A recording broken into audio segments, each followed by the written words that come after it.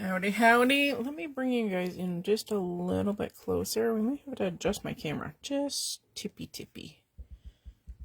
Okay, I think that's all right. Okay, let me bring up comment section up here. Give me 2 seconds. Miss Tuna is sitting over here with me on my other side of my desk. Oh, and she might visit us for 2 seconds and then I'll get rid of her. She's going to be a twerp. Okay, there we go. We have a cooperative Facebook page today. Hey, all right. So we're on earlier today. Typically, I don't go live until much later into the evening. Hello, Miss Tuna. But today I have other obligations at 7 p.m. my time. So I apologize for coming on early, but at least you can watch it on the replay. So I appreciate you coming in later when you kind of expect me. But today we are just a little bit earlier, and apparently we're cat sitting. This is Tuna, if you are new. I'm Allison, and we're going to have some stamping fun today. So, Miss Tuna, I'm sorry, my darling, but you will have to go. Can you go sit in your chair, please? Your lovely little bed, maybe not on camera for Mummy. Okay. Excuse us. Okay, you have to go. Yeah. Go lay in your chair. All right. So today we're going to be working on a technique for kind of making things pop on your backgrounds. This technique works way better with a solid stamp and not a fine line stamp. So I'm going to bring up these samples close to the camera so you can kind of see. Some of them are very, very hard to see. All right. So this one, and this one is really hard to see because I didn't offset it very well. Hi, Teresa. It's probably easier to see probably right in here. So if you look carefully, if I get the right light, it kind of has a little bit of a white shadow. Shows up pretty good right there. But the whole key to this technique is actually offsetting things. Oh, she's going to come in again. I'm sorry, guys. Okay, so that one is... Hang on. Cat transport system. Okay. Now, this one definitely came out a lot better. So you can see how it has a shadow. So there's white shadow. This one is definitely a lot better because I offset it a little bit more. This is where you kind of get to play with things. Okay, and then of course I switched up some color. This one here. Let's do this one here. So this one is like a little bit deeper purple, and again, it's offset pretty good, so you can kind of see that white shadow. So it's just meant to look like your element is raised and it has like a drop shadow. Oh, Tuna. And this one I kind of did backwards. So it's the dark is actually on the bottom and the light is on the top. So the white has dark ink showing through. So just another way to use this technique. And I'm going to have to get rid of her again. Oh, you pest. Okay. I'm sorry. If you can't stay over there, then I'm going to have to put you upstairs in the bedroom. Okay, so let's get playing with this because it's a really, really easy technique. Oh yeah, she's going to be a pest today, let me tell you. Okay. I'm going to use a large scale rubber stamp for this because I like doing this technique with background stamps. And a lot of the great background stamps are made of rubber. Rubber will always give you a really, really nice impression. And I really like them when you're doing a large scale image. Oh, Tuna. I know you want to be with Mommy and you think I'm talking to you, but I'm not, my darling. Okay, this is a Catherine Pooler stamp called Filigree. And I thought I would change it up from that birthday background stamp today, and we'll do kind of like an image. All right.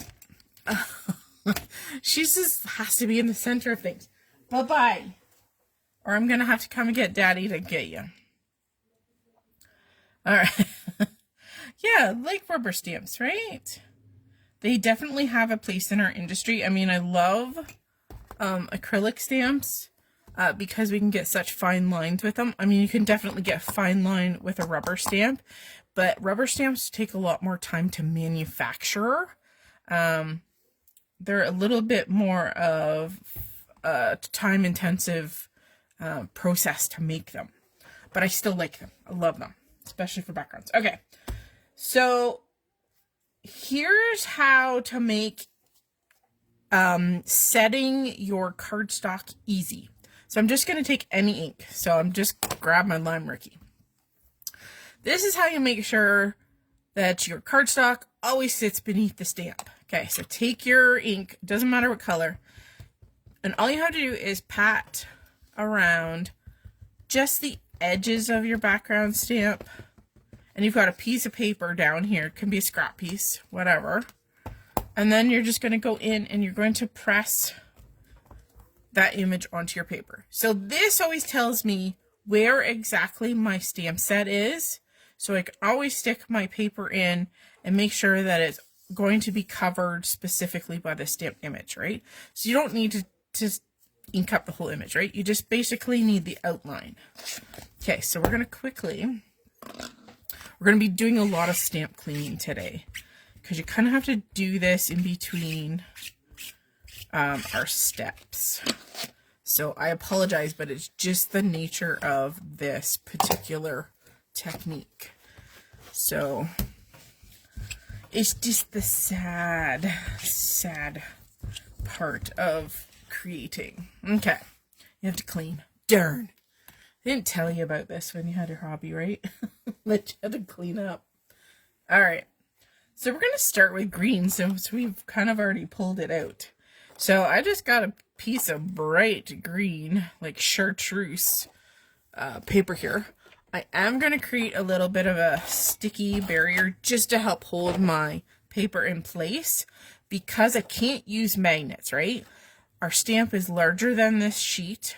I mean, you can definitely put it in a larger sheet and use your magnets that way, but I'm trying to minimize, actually maximize my sheet of paper, right? I can get 4 of these out of a normal sheet of paper. So we'll add some skin cells to make it a little less sticky. And because I've already stamped that image down, I can basically position this knowing, oh, it shifted. I can position this knowing that, oh, it's going to be a pain in the tush, that my stamp's going to be in the same position here. So I just want to make sure that I see a little bit of stamp on the outside of my cardstock. All right, there we go. All right, we'll just use one magnet here. Okay. The next thing that we want to do is we want to just take a pencil. And I'm going to take this and I'm going to outline the corners of my cardstock. And this is just going to save my keister when it comes time to changing the position of this piece of paper. For this technique, you're going to change the paper and not the position of the stamp, okay? You can try moving the stamp, but it will never go back in the same spot that you had it before. So in this case, you want to move your paper.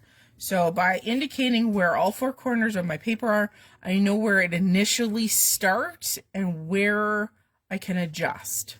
So let's start by putting our base layer down. And in this case, we're going to use a white ink. White ink is always a pigment ink. Pigment meaning I always associate with paint. So it's going to be thicker and it's going to have more opaque qualities than anything. So you don't necessarily have to use a white, and we will play with other things and I'll show you another way to do this technique without white. But I like the look of white because it stands out. Okay, so we're going to press our pigment pad and This particular pad is very, very thin. Like, I don't have a lot of finger room along the sides, so you'll have to bear with me as I kind of get my fingertips almost inky, just because I'm pressing this in. So just be fairly generous. Don't be like pressing this super duper heavy duty into here, because of course pigment inks are more like paint, so they're a lot thicker than your traditional inks. Okay, so you don't need a lot, you just need good coverage. My pad is just about right for the amount, like it's not too juicy. Okay, so we've pressed on our white ink. And if you're wondering what this is I Velcro these onto my odd pads that I keep kind of on their own, that are different pads than my CP or my Distress. Okay, so you're going to use nice firm pressure, and you're going to hear me a little bit louder now because I'm standing up. And I know I have one little kind of low spot, so I'm going to press there in a couple of times. Okay. And then we pray. So, white ink in this case is very sticky. So I'll kind of show you what we got. Hopefully the light can kind of catch it. There we go. So we've got our ink application of white pigment ink down. All right, so that's the first step. Okay, so now we have to clean this darn thing. And like I said before, this is just comes part and party with this technique. And again, you don't want to change the position of the stamp. We're going to change the position of our paper because it's a heck of a lot easier.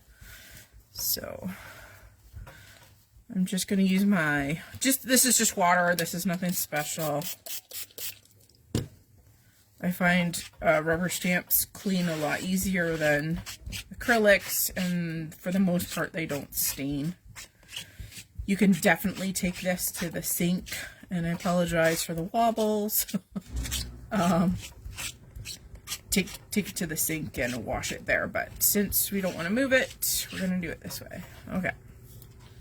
I've got white ink all over everything. Okay. Oh, and I just got more on it because I pressed it into the image. Oh! Okay, so since we're going to move this, I'm going to pick this up. Now, I'm going to take this to my heat gun because I can see just by looking at it, it's a little on the wet side. So we're going to use some heat gun action here. And take a little bit of the moisture out. It's not going to be completely dry, but we're going to get it closer. Just make sure you move your heat tool around.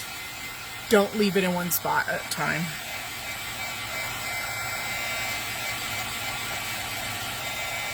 Okay. Now, remember how I said use that pencil and mark your corners? Okay, this is where it's going to come into play. And you can choose, I've got a tuna hair. There we go. I think I got it. Okay, so those registration marks are going to now come into play because you're going to shift it. And this is where you get to decide whether you're going to shift it up, down, over, left, right, south, east, northwest, whatever. Okay? Tuna is starting to shed. Okay. Oh my god, this is going to bug me. Okay. So I'm going to choose up and to the left. So I'm going to take my information that is basically I've got in the corners, right? And I'm just going to make sure it looks fairly even. And I'm going to press it into those tape pieces down below. Okay. And then this is where you're going to bring in your ink. Okay, I'm going to go a little bit darker. I'm going to do a tone-on-tone effect. So this is Grass Skirt. I need to move these inks so that I can move my Misty. And I'm using a regular Misty because sometimes it just works a little better in a bigger size. So grass skirt, and we're going to ink up the stamp now. So, and my grass skirt needs to be re-inked apparently. It's a little on the stiffer side, but that's okay. So I'm going to ink up my entire stamp again. Now remember, we haven't moved the stamp, we've only moved the cardstock. Okay? Only the cardstock. And this is the beauty of this technique. Okay, you ready? Again, I'm just going to stand up and give it some pressure. We're probably going to have to stamp this one multiple times just because I know that ink pad isn't as juicy as I would probably want it to be. I'm not sure if you guys want me to show you how to re-ink an ink pad or not. Okay. There we go. That's actually not too bad. I'm actually surprised I got enough ink. Alright, so let's bring this to your eyeballs so you can see. So I shifted it a good amount. So you can kind of see there's a white shadow effect. So the more you shift it, obviously, the more white you're going to see. And if you don't shift it a great deal, then it's just going to be a smidgen of white. So this is where you get to play. So that turned out pretty cool, right? Yeah. All right, let's try a different color. All right, so, and I'll show you the opposite configuration where we do ink and then white. So let's clean this puppy up. Microfiber is fantastic for cleaning your stamps because it doesn't leave you fuzzies. Okay, and you can use stamp cleaner. I just choose not to because I don't have a great deal of it. And water in this instance works pretty good. A stamp cleaner might work a little bit better on that pigment ink though. Okay, looking pretty good. Just making sure I don't have any pools of liquid either in some of those detailed crevices. Because when you close it, you're going to get drip marks, believe it or not, on your paper. And you don't want drip marks. Okay, so let's do, I've got kind of like a peachy pinky. So we're going to position this, and again, we're going to go back to those registration marks again. So drop it into those corners that you drew in there. Make sure your paper is firmly stuck. And this time, we are going to start with our ink. So I'm going to go fairly dark. We're going to go Coral Cabana. Alright. So we're going to start with our ink color first. And then we're going to do our pigment over top. And then I'm going to show you how to do this without pigment ink, because you can definitely do that. Now, don't forget, your oxide inks are a version of pigment ink, right? They're more opaque than your traditional inks or the traditional distress. So you can use them in this technique in place of your white. I just like the look of the white, especially on a colored piece of paper. Okay, I'm just making sure we get good coverage here. And there we go. So a tone on tone. Again, I just like the tone on tone. Let's go in one more time just for coverage sake. Again, this is the beauty of your Misty tool. As long as you don't move your cardstock, then you're good to go. I'm just deepening the color, basically.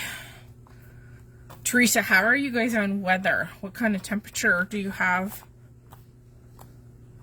right now? There we go. A little bit better coverage. Okay. So again, that was Coral Cabana. Don't ask me what color cardstock this is. I just literally pulled it out of my stash. It's just a light corally pink sort of. Okay. So just a little bit of water and my microfiber. And the stamp is clean in seconds. Okay. Okay. All right, so back again with our pigment. I'm trying to make way for stuff over on this side because I keep putting stuff in my way.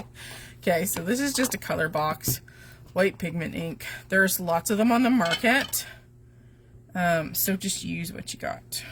Okay, see if we can get a good, decent amount of this. Now, don't let me forget, I still got to shift that paper because I haven't shifted the paper yet. It's still inside those registration marks. -8 today. Yeah, so you're on the cooler side for sure. Yeah. Teresa doesn't live too far from my mom. And actually, she's not too far from my sister either. So, that's sounds about right. Okay. Again, just nice coverage. Sometimes pigment ink is a little spottier because it's not as juicy. So if something's juicy, it will blend a lot better into like the droplets. Whereas a pigment, there's fatter stuff. Oh, ooh, I caught myself. You have to do the shifty. Okay, I'm making sure my paper is flat. This time I'm going to go down this way to this corner. So again, I'm using those registration marks to help me and tell me how much I've offset my paper. That's the beauty of doing that as a first step. And of course, if you're not going to change your stamp and you're going to do multiples of the same stamp, then you don't have to change those registration marks because you're not changing that stamp. And again, I'm doing pretty hefty pressure just because I know my pigment ink kind of needs a little help. Teresa says a little icy. Yesterday morning it was raining and snowing and froze overnight. Yeah, we've had quite a few of those days here in Medicine Hat. So there we go. So for this one, because we did our ink first and then our pigment ink, you get a much different effect. Isn't that cool? Doesn't that actually look almost like an embossing folder because it has that dark shadow? Wicked. So just think of the things you can make that'll trick the eye with this. Yeah, super cool. Okay, let's do a cleanup. I know, clean up.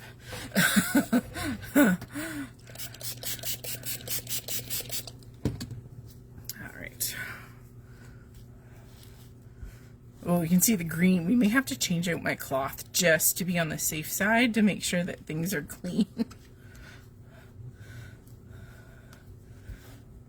I'm trying to get down into the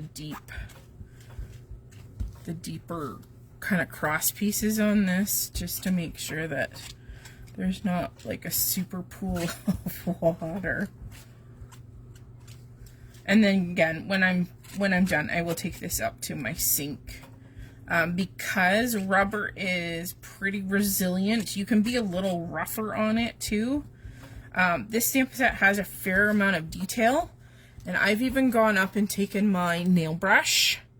You could use a toothbrush to get into the nooks and crannies and get any dirt, soil, extra ink out. I specifically have a toothbrush that I use for just doing that, like cleaning ink off. Okay, so I'm just gonna make sure this is nice and flat. Sometimes the ink pulls the paper up, and sometimes even the magnets don't hold it down. All right, let's do pink again. So I'm going to throw this in our registration marks, making sure it's even in there. Okay, pressing it into that sticky tape.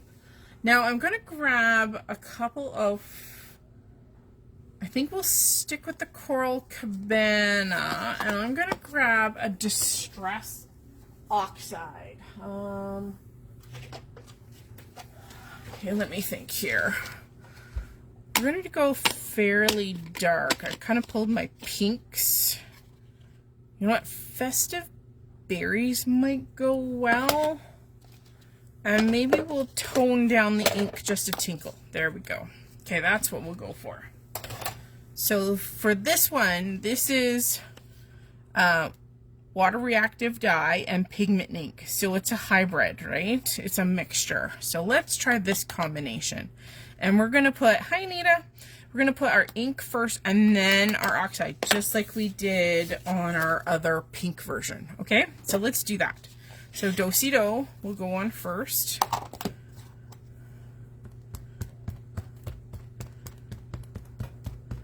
And we'll make sure it's nice and juicy so it makes a really good transfer. The other thing too with rubber, sometimes I find that if you leave your MISTI closed for an extra couple of seconds, it helps transfer that color over to your paper. And of course, pressure is going to help too. You don't have to be as finicky as I am, but all right, let's see. I'm going to go one more time. Actually, no, you know what? So this cardstock has a tiny bit of a texture. So when it has when things have a tiny bit of a texture, I'm just going to use my wipey. Sometimes the print texture is textured too because of the waviness and the nubbiness of the paper. So sometimes you get a really neat print off something that isn't necessarily smooth. Okay. So, is this going to be dark enough? Let's do a little testy on a scrap paper here. Oh, that should work. We can always go in, oops. We can always go in with a darker ink over top if it doesn't, right? Okay. So, this is Festive Berries Distress Ink. And we're going to shift our paper first. I'm going to do this before I get my hands all inky. Okay, just making sure my paper's flat. This time I'm going to go up and over. So I'm going to use this registration mark kind of as my guideline. And you don't have to do it evenly both ways. You could completely do it just up. Okay, let's do that. So instead of shifting up and over, I'm just going to go up. So again, using those registration marks. There we go. Making sure. Hang on, I'm just adjusting slightly. So all I've gone is up. I haven't gone over. I've just gone up a bit. So let's see how this one and that movement changes the design. And good old Festive Berries. Such a pretty color. Great color for Valentine's.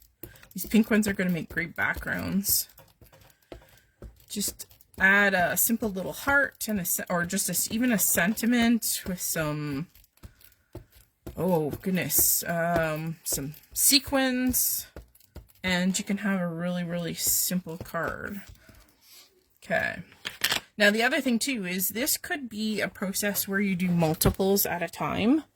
So do all of the base color first. So if your base color starts with the pigment, then do your pigment and do like 5 of them. And then come back and you have to offset and then do all your inks. That way you're not cleaning in between each one. You can do 5 of the pigment and then come back and do all the other ink. Okay, I'm hoping this is good. Let's take a peek. Oh, this one, I don't know. This one is going to be kind of eerie looking. This will make you look funny. So remember, this was just a shift up. That's kind of like wonky. It's almost as if it's blurry. So you can get really wild backgrounds, but yeah, that to me, it looks like my eyeballs are unfocused. I'm not sure what it looks like on camera, but to me, it's almost like seeing double, right? For sure. So lots of experimenting. Pull out your background stamps. Now the other thing too, not only can you do this with your stamps, but you can absolutely do this with stencils. Shall we try? I'm just going to grab a fairly big stencil. We're going to try it on a stencil. Okay.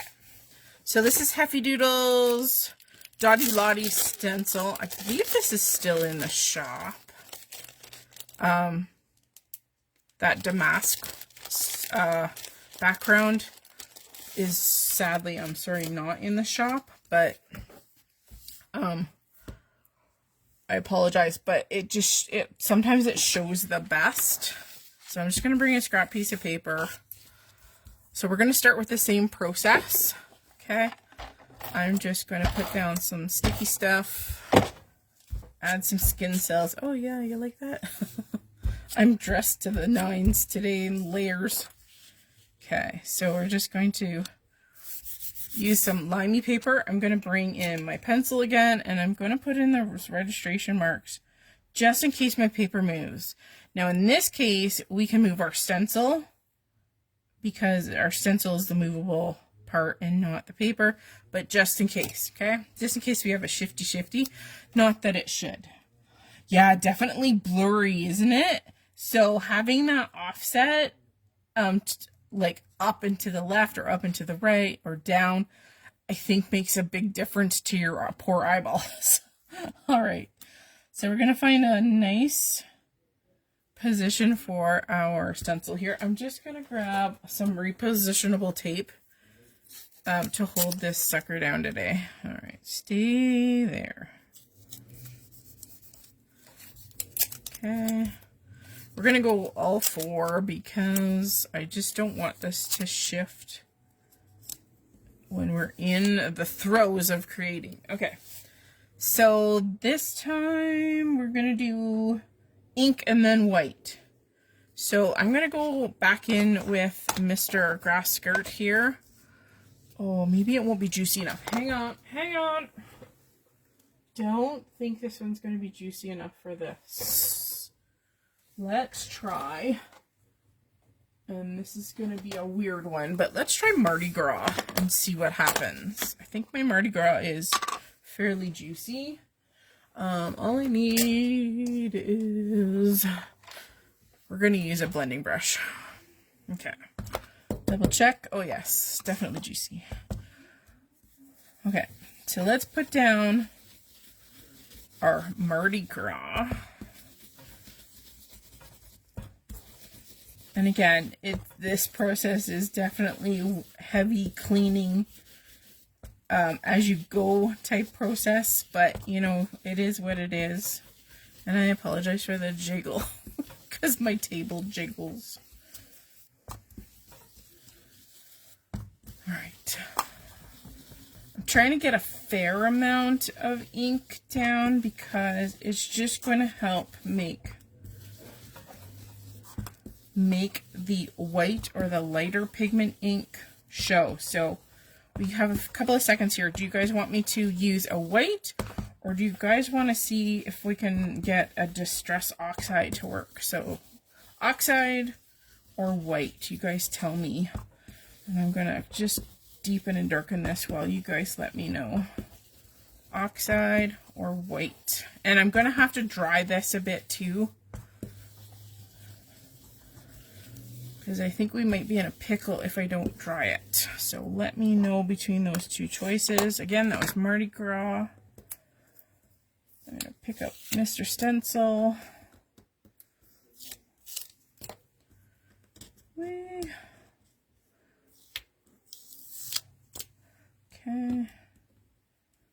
Come on. Oh, that's okay. It ripped the other stuff. All right. I'm going to set this to the side for 2 seconds. Let's clean this little filler off. So, the nice thing about a spritz bottle is it makes cleaning easier. So make sure you go to your table first. But you always have to make sure the back of your stencil, because the spritz will get underneath, Just make sure that you do both sides of the stencil. I know you think like, I only sprayed it on the top, but it will definitely leach underneath. Oxide, Anita? Okay, excellent. Okay, that should be dry. We need, let's try to think here. Okay, you guys can kind of help me. Okay, we got a lot of greens. Okay, let me just pick a couple and then you guys can vote.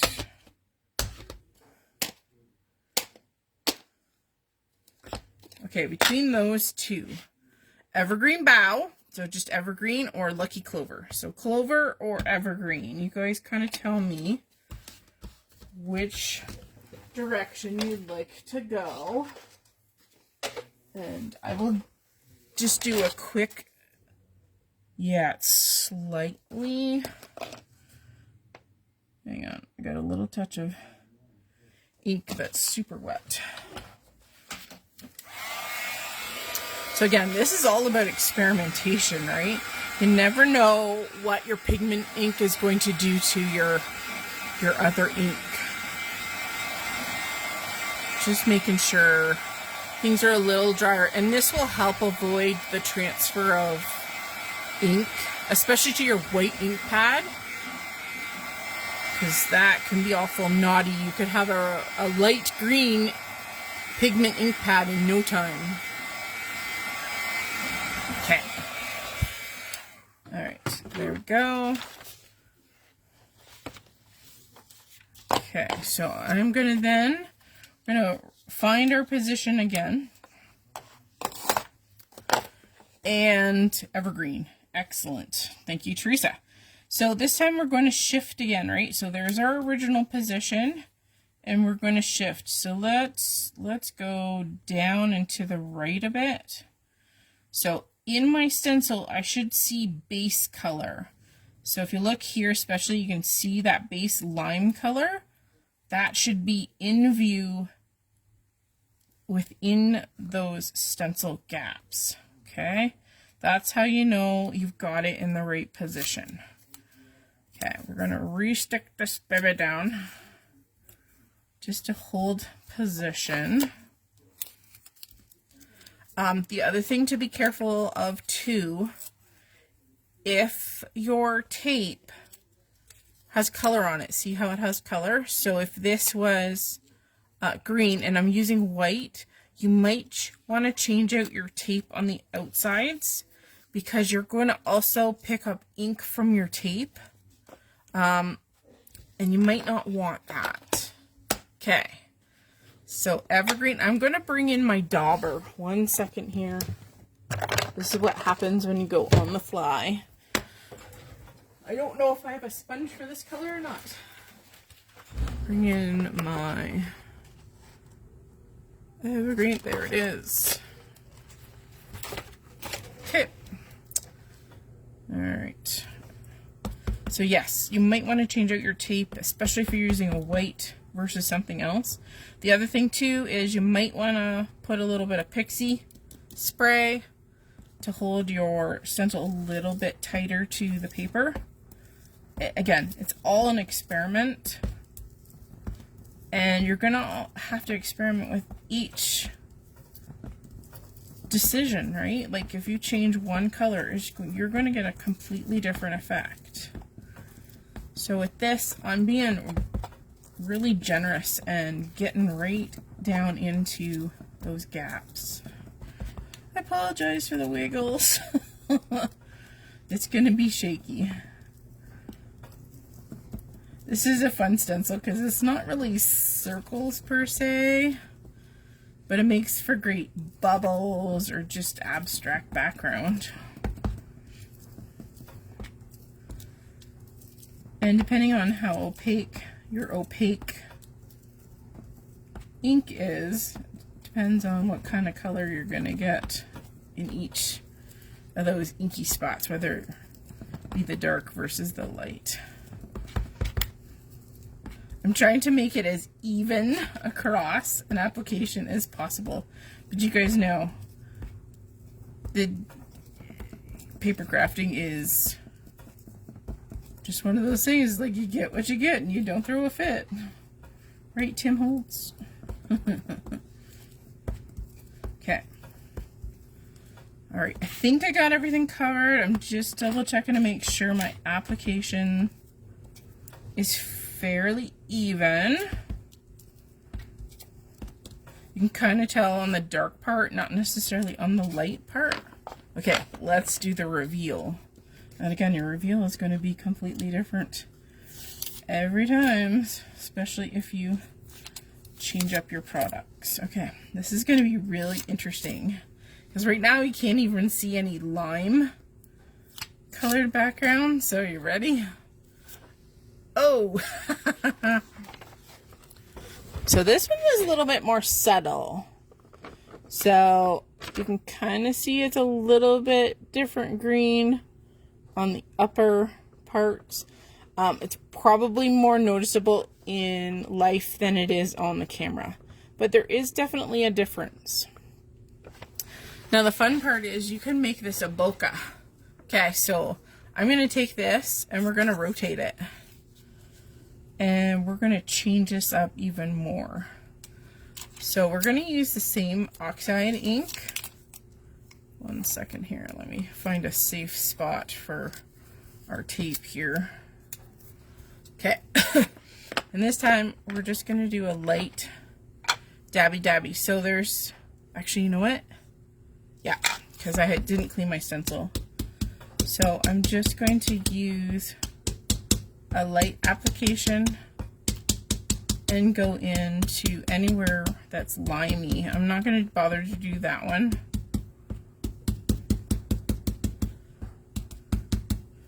Because there's not much showing up there. That one's kind of a, it's going to look like an eyeball. Actually, they all look like eyeballs. So another way to kind of do bokeh effect too. So if you're not sure what bokeh is if you've ever seen those photographs where you've got twinkle lights in the background, especially at Christmas time, where your image in the front is very much in focus, but there's a twinkle to your lights behind. Well, that's the bokeh effect. Okay, so let's reveal what we've got now.